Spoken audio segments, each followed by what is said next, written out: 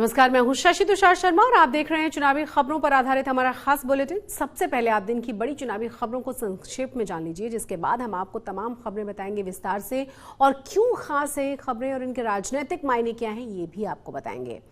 Rajasthan BJP के कद्दावर नेता वसुंधरा राजे को विधानसभा चुनाव से पहले बड़ा झटका लगा है। पूरा मामला क्या है आपको बताएंगे। पीडीपी प्रमुख महबूबा मुफ्ती ने चुनावों को लेकर क्या बड़ी बात कह दी है, इस पर भी हम चर्चा करेंगे। दिल्ली विधानसभा के विशेष सत्र के दूसरे दिन सीएम अरविंद केजरीवाल ने मणिपुर के मुद्दे को लेकर पीएम मोदी पर निशाना साधा है। वहीं मध्य प्रदेश में बीजेपी ने कांग्रेस के खिलाफ सोशल मीडिया पर एक नया अभियान शुरू कर दिया है और इसकी पूरी जानकारी हम आपको देंगे। बीजेपी ने मध्य प्रदेश और छत्तीसगढ़ विधानसभा चुनावों के लिए पहली लिस्ट भी जारी कर दी है। और आइए अब इन तमाम खबरों को विस्तार से समझ लेते हैं। राजस्थान चुनाव के लिए बीजेपी ने संकल्प पत्र समिति और चुनाव प्रबंध समिति का ऐलान कर दिया है और इन दोनों ही समितियों में वसुंधरा राजे को जगह नहीं दी गई है। बीजेपी ने केंद्रीय मंत्री अर्जुन राम मेघवाल को संकल्प पत्र समिति का अध्यक्ष बनाया है। साथ ही साथ घनश्याम तिवारी और किरोड़ी लाल मीणा को सह संयोजक बनाया गया है। चुनाव प्रबंध समिति की जिम्मेदारी नारायण लाल पंचारिया को सौंपी गई है, लेकिन वसुंधरा राजे को जगह नहीं मिलने से राजनीतिक गलियारों में सुगबुगाहट तेज हो चुकी है। हालांकि पार्टी के नेता इस पर अपनी तरफ से सफाई पेश कर रहे हैं। सुनाते हैं आपको इस पर अरुण सिंह ने क्या कहा है। What would be role of Vasundhara Raje in the coming state elections? She is the leader. She will do the campaign. A lot of public meeting and campaigning. She is going to be appointed as head of campaigning committee in future. Are you planning that? You have to wait. तो अब सवाल यही है कि क्या वसुंधरा राजे के लिए BJP के पास कोई बड़ा प्लान है या फिर सीधे तौर पर उन्हें किनारे कर दिया गया है, और अगर ऐसा हुआ है तो क्या वसुंधरा पार्टी के लिए प्रचार करेंगे। वैसे इसमें कोई दौराय नहीं है कि वसुंधरा राजे के भी राजस्थान बीजेपी में अपने समर्थक हैं और चुनाव से पहले उन्हें साइडलाइन करना पार्टी को भारी पड़ सकता है। जम्मू कश्मीर में बहुत ही जल्द विधानसभा के चुनाव होने की अटकलें हैं, लेकिन पीडीपी प्रमुख महबूबा मुफ्ती ने साफ कर दिया है कि वो तब तक विधानसभा चुनाव नहीं लड़ेंगी जब तक कि जम्मू कश्मीर से अनुच्छेद 370 को बहाल न कर दिया जाए।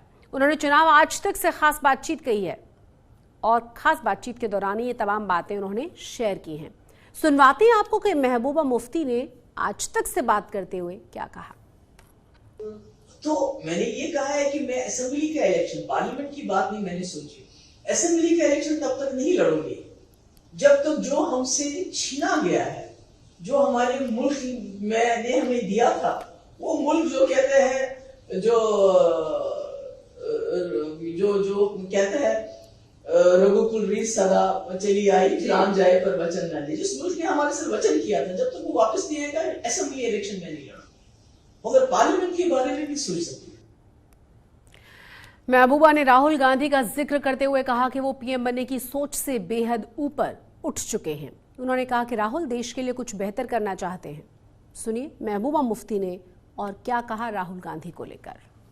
मुझे एक ही रोशनी की किरण नजर आ रही है, जिस हिंदुस्तान को गांधी जी ने अपना खून देके इसको बसाया, इसको जिंदा किया, इसको जिंदा रखा, यहाँ के सेक्युलर, यहाँ की गंगा जमुना तहजीब को आज उस पर सबसे बड़ा खतरा मंडला रहा है।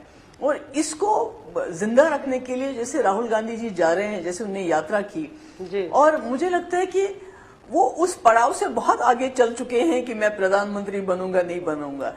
वो मेरे ख्याल में जो उनके ग्रेट ग्रैंडफादर थे जवाहरलाल नेहरू, जिन्होंने इस मुल्क को आजाद करने के लिए जेलें गुजारी, फिर उनकी ग्रैंड मदर उसने अपनी जान दे दी, उनके फादर ने जान दे दी इस मुल्क को बचाने के लिए। और बात है कि आज बीजेपी वाले उनको टुकड़े टुकड़े गैंग और एंटी नेशनल क्या क्या कहते हैं। तो मुझे लगता है कि जो राहुल गांधी जी ने एक स्टेप उठाया है कि जो भी कुछ होगा मैं इस मुल्क के आइडिया ऑफ इंडिया को मरने नहीं दूंगा, और इस वक्त बचाव भी इस मुल्क का वही है। और जो इंडिया जो अलायंस बना है, जो यकीन रखते हैं कि इंडिया के आइडिया को बचाना है एट एनी कॉस्ट। तो जाहिर सी बात है महबूबा मुफ्ती जब जम्मू कश्मीर को फिर से विशेष अधिकार देने के लिए इंडिया गठबंधन के दलों के समर्थन की उम्मीद कर रही हैं, लेकिन इंडिया गठबंधन में कुछ ऐसे दल भी हैं जिन्होंने 370 हटाने के केंद्र सरकार के फैसले का समर्थन किया था। दिल्ली विधानसभा के विशेष सत्र के दूसरे दिन काफी हंगामा हुआ है। दिल्ली के सीएम अरविंद केजरीवाल ने मणिपुर मुद्दे पर चर्चा की और केजरीवाल ने मणिपुर के लिए पीएम मोदी पर एक के बाद एक कई सवाल भी दागे। मणिपुर मुद्दे पर चर्चा का विरोध करने पर बीजेपी के 4 विधायकों को मार्शल्स ने सदन से बाहर का रास्ता दिखा दिया। चलिए सुनाते हैं आपको कि दिल्ली के चीफ मिनिस्टर अरविंद केजरीवाल ने सदन के भीतर क्या क्या कहकर नरेंद्र मोदी पर निशाना साधा है मणिपुर मुद्दे को लेकर। कि लोग ये देख रहे होंगे कि दिल्ली के अंदर बैठे हुए विधायक, दिल्ली के विधायक, भारतीय जनता पार्टी के विधायक साफ साफ ये कह रहे हैं कि मणिपुर से उनको कोई लेना देना नहीं है। उनके दिल पे क्या गुजर रही होगी।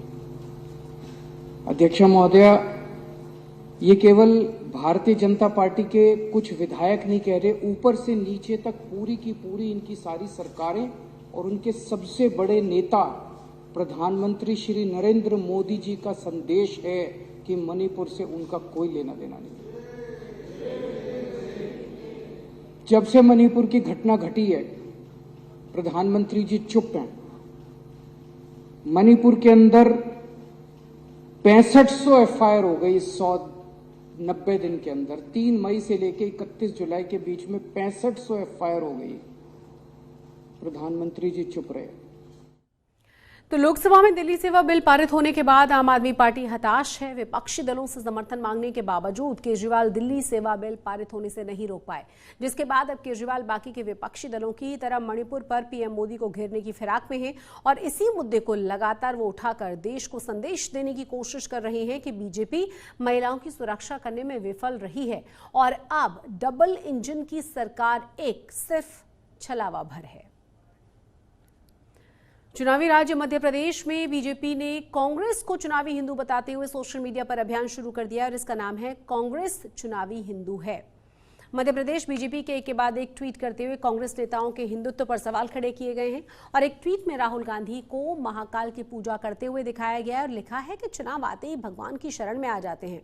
वहीं दूसरी विंडो में राहुल गांधी का पुराना बयान दिखाया गया है जिसके नीचे लिखा गया है, चुनाव के बाद मंदिर जाने वालों को दुष्कर्मी बताया था।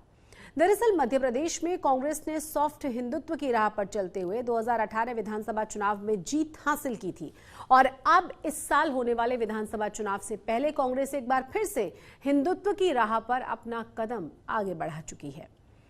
बीजेपी ने मध्य प्रदेश और छत्तीसगढ़ विधानसभा चुनाव की पहली लिस्ट को जारी किया है और छत्तीसगढ़ के लिए 21 प्रत्याशियों के नामों का ऐलान भी कर दिया है।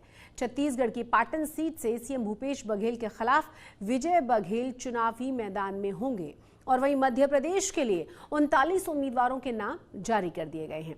मध्य प्रदेश में इस साल 230 विधानसभा की सीटों पर और छत्तीसगढ़ में 90 विधानसभा की सीटों पर होना है विधानसभा चुनाव।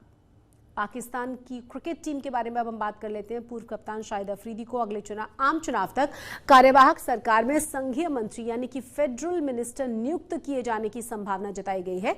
पाकिस्तान की सियासत में एंट्री मिलने के बाद अफरीदी इमरान खान को कड़ी चुनौती दे सकते हैं। माना यह जा रहा है कि इस प्लान के पीछे शहबाज शरीफ का ब्रेन काम कर रहा है। दरअसल शहबाज शरीफ भी चाहते हैं कि उनकी पार्टी में एक ऐसा नेता हो जिसके पास इमरान खान की ही तरह बड़ी फैन फॉलोइंग हो। संयोग से अफरीदी भी पठान है और इमरान खान भी पठान है। चुनावी खबरों के हमारे इस खास बुलेटिन में फिलहाल इतना ही। चुनावों से जुड़ी हुई तमाम जानकारियों के लिए और हर दिलचस्प अपडेट के लिए आप सब्सक्राइब कीजिए चुनाव आज तक को। मुझे दीजिए इजाजत। नमस्कार।